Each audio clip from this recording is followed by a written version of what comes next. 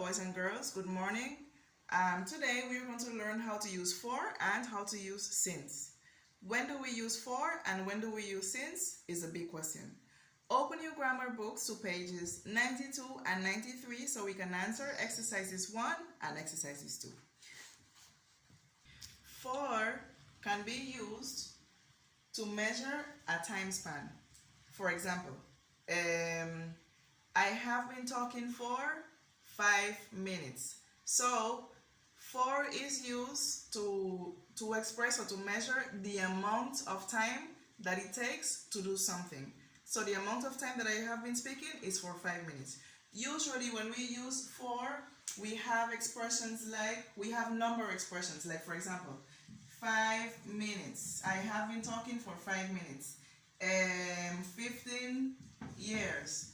I have been living in Mexico for 15 years. Miss Paulina has worked in Colegio Americano for 4 years. So 4 years is the period of time that Miss Paulina has worked in Colegio Americano.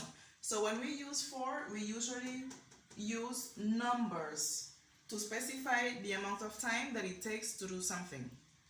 We use since to refer to a specific point in the past that something has occurred. Like for example, I have been working at Colegio Americano since 2012.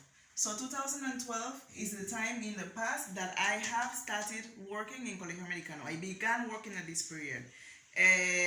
My stomach has been hurting since last night. Last night is a specific time in the past where I began to have a stomachache. I have played football since I was a little child. So from since I was a little child, a time in the past, I started playing football.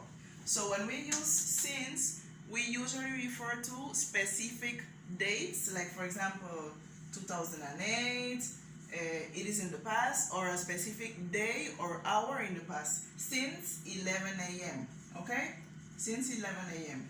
And again, we can use for past events or for future events, but when we use for, we use a number that comes after for 5 minutes, for 15 years, and for 4 years.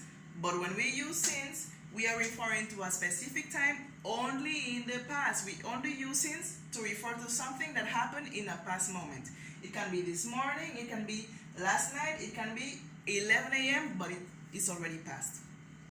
Okay, so let's continue with our class. While we do some quick practices, I'm going to show you some examples and you have to tell me if you're going to use for or since so that we can continue by answering the grammar book. Thank you. Have a nice day.